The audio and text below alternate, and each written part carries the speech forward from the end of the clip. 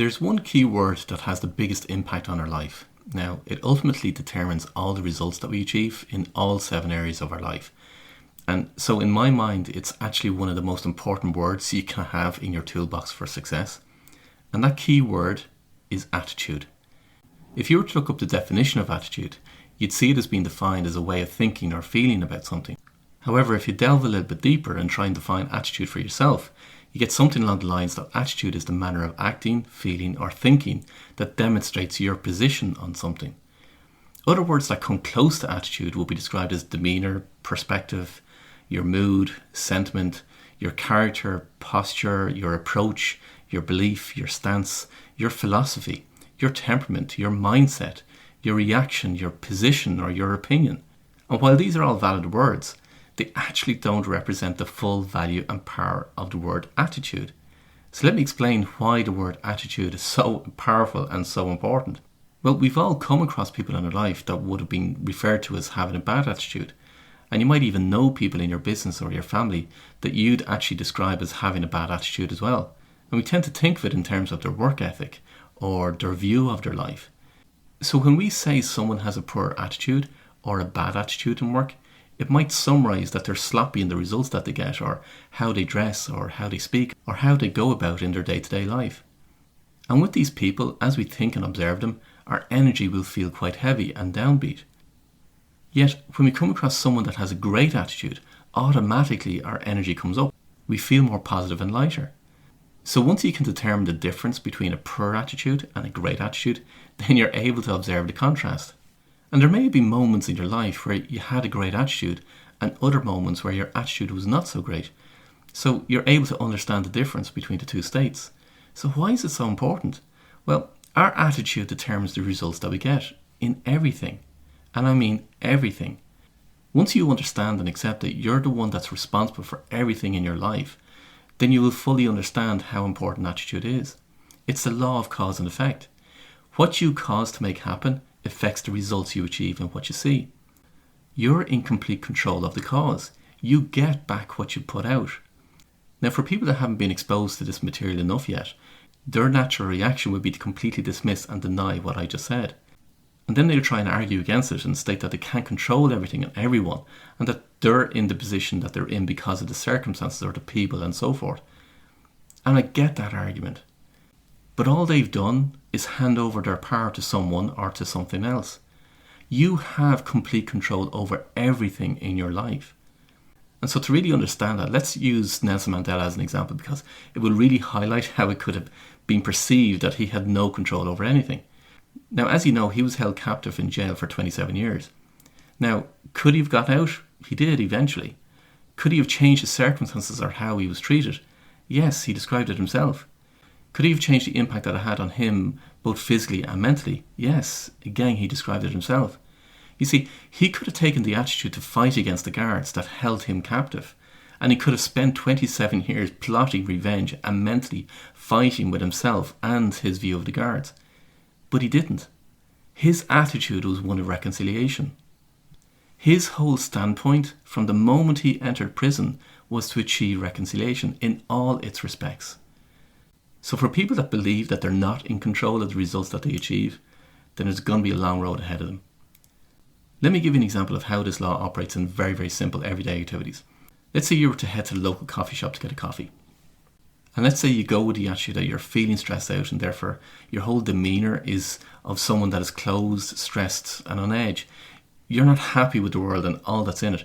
And because of the many times you've gone to the coffee shop before, you know that there's going to be a long queue, which is going to add more to your stress. And because of the mistakes made by the barista in the past, you reckon that they're going to get your order wrong again this time. Now just imagine yourself having that attitude and walking into the coffee shop, seeing a queue and ask yourself, how do you think you'll react? And more importantly, how will you perform? And I'm sure you'd agree, it's not likely to be one of the best moments in your life. And then when you do get to the counter to ask for your coffee and wait for it to be served, you're likely to get annoyed at the slightest thing that happens to disrupt the outcome of what you really want. But now let's change the picture. Let's say for whatever reason you're in a great mood and you decide to go and get a coffee from the exact same coffee shop. You arrive at the coffee shop and there's a queue, but it doesn't matter because even though you're tight for time, you decide to use the time to take in all the amazing things around you. And before you know it, you're chatting with the person next to you in the queue. And when you get to the counter, you smile at the barista and you give them your order. And because you're in a good mood, you engage in a conversation with them too. And pretty soon you have your coffee and you head off on your way. So what's the difference? The same thing was happening, that you were getting your coffee in the same coffee shop with the same people. Is the coffee the same? Yeah, pretty much the same. But the experience is different. And all that changed was your attitude. In that one simple example that happens so many times, the key factor that changed was your attitude. Now bring that into every single element of your life and your business, and see how your attitude can influence everything that you do and everything that you want in your life. But here's the thing, you control your attitude. So you can consciously determine the attitude you want to have as you approach everything in your life. Or do you prefer to be like a cork on the waves and just allow yourself to be tossed around? When you have a great attitude, you're the one leaning forward and approaching life in a different way. When you have a poor attitude, you're the one that's reclined in life and letting things happen. From the very moment you wake up in the morning, you have that choice. You can determine the attitude you want to have throughout the whole day. Think about it. When it comes to everything in your life, what's your attitude? Have you a good attitude or a poor attitude? When it comes to your relationships, when it comes to your business, your work, your finances, your learning, your activities that you do, your clients, your suppliers, your employees, your own time, your family, the people that serve you in restaurants or shops, in your partnerships and the people you collaborate with, what is your attitude? When you begin to ask yourself, what's your attitude like? And whichever attitude you have, how is it going to affect the outcome that you want? Now, from listening to previous episodes, you know I'm a great man for breaking things down and finding the pillars, true? Well, there are 3 pillars to attitude. And they are your actions, your feelings, and your expectations. So let's go through each of the pillars. Firstly, your actions. Right now, if you were to take any of the areas of your life, whether it be your business, your relationships, your finances, your health, or any other area, if you can imagine a person in your mind that you would describe as having a great attitude, what are the actions they will be taking when it comes to each of those areas of your life?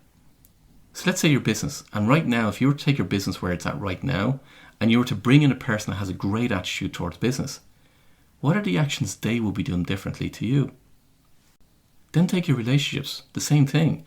Given your relationships right now, if there was a person that you could bring into your mind that has a great attitude towards relationships, what are the actions that they will be doing differently than what you're currently doing right now?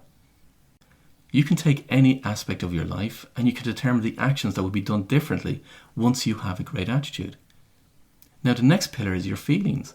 And let's make it simple. Let's just say that there's 2 types of feelings. There's good feelings or bad feelings. Now if you have bad feelings to do with any area of your life, then your attitude will reflect those feelings. Whereas if your feelings are good, then your approach and the actions and the results that you're going to take will be very, very different. So ask yourself, what are your feelings like when it comes to any aspect of your life? What's the area of your life that you want to change? Are your feelings good or bad? And therefore, how are those feelings affecting your attitude? And the last pillar is your expectations. As I gave you an example earlier about the coffee shop, whatever you expect will be reflected back to you. If you expect turmoil or bad things in any area of your life, well, that's what you're going to get back. If you expect bad things to happen as you go to get your coffee, that's what you're going to get back. You'll remember on an earlier episode that I spoke about confirmation bias. Well, to slightly recap what that means, in simple terms, we will seek out in life evidence that supports our beliefs. Therefore, if we believe that we're going to have a terrible experience in a coffee shop, well, then we're going to seek out evidence that supports that belief. That's ultimately how confirmation bias works in our life. Therefore, whatever you expect is what you're going to get. Now, I can go much, much deeper on this particular subject as it's one of the most integral parts of getting things to show up in your life. But that's for a much, much deeper conversation altogether. But for now, reflect on what you expect in life, and therefore what is your attitude towards each aspect of your life. If you expect that you're going to be poor because that's what you believe, then your attitude will reflect that expectation. If you expect that there's no business to be done or that business is low because that's the belief that you have, which can be understandable given the results that you experience, but that also affects the attitude that you will have towards your business. And therefore, if your expectations are low, meaning that you expect the worst, then your attitude is going to reflect that. Now, just on this particular point, I want to give you an example of a new client I had recently. With all that has happened over the past year with COVID, when I met this client for the first time, he spoke all about how there was no business to be got, that there was no point in doing anything because nobody else was doing anything and they may as well just close up shop. Now, I allowed him to talk for over 3/4 of an hour as he went on to describe how bad things were and that there was nothing likely to happen business-wise for at least the next 6 months. And I just let him continue because for him it was like a relief because he wasn't able to talk to anyone else about it. And I just wanted to hold the space for him and give him some time to release and in some ways to vent off. I didn't say anything while he spoke. I just listened. And when he finished, he took a deep breath so you could actually see him physically releasing his thoughts. I then asked him if I had his permission to describe something else that I was experiencing completely differently, which he gladly gave me. So I went on to describe one of the many mastermind groups that I run, and this particular mastermind group where I mentor the people one-on-one. And I described how each of them were in the same business as he was, and they were in the same country, and they had the same similar size business to what he had. And I described vividly for him what was happening for each of the business owners in that mastermind group, and that each and every single one of them was doing great business, which they were, and they still are to this day. In fact, many of them are doing more business than they have done before, even though in their industry the majority of businesses are suffering because of COVID. And I went on to describe what was different with each of the business owners in that group and what they were experiencing. Ultimately, as I was talking to him, my whole aim was to change his viewpoint and ultimately his belief and therefore his expectations. By the time he was finished, I had given him so much real evidence that he called his full management team into the meeting to discuss what could be done. The only thing different for him in that moment was for me to alter his expectations. Whereas at the start, his expectations were no business was being done because that's what he was experiencing, the results that he was achieving. And also that's what he was hearing and his management team were hearing and listening to on the radio and through social media. Because their expectations were that no business was being done, that altered their feelings. It altered the actions that they took, or their lack of actions in this case. It altered their belief around their business. The thing that I changed in that meeting was their attitude. Now that was a few months ago. What's happened since? Well, they've got their business back to nearly the same levels of what they were doing before. They're not quite there yet, but they're nearly there to what they were doing before. But more importantly, we've changed a few significant things in their business and how they look at the business and how they go about doing their business. They've changed their attitude completely about their business. Now, I mentioned all along in this podcast that one of the cores of the executive code is to align the executive center of the brain with the unconscious and with the superconscious. I also talked about having the pendulum of life, or what I call the genius pendulum in equilibrium. There's so many other aspects to the executive code, but one of the cornerstones is your attitude. That's why attitude is a key word. And because the 3 pillars of attitude are actions, feelings and expectations, you've got to know how to align each of them to maximize your results. So ask yourself, what's your attitude like?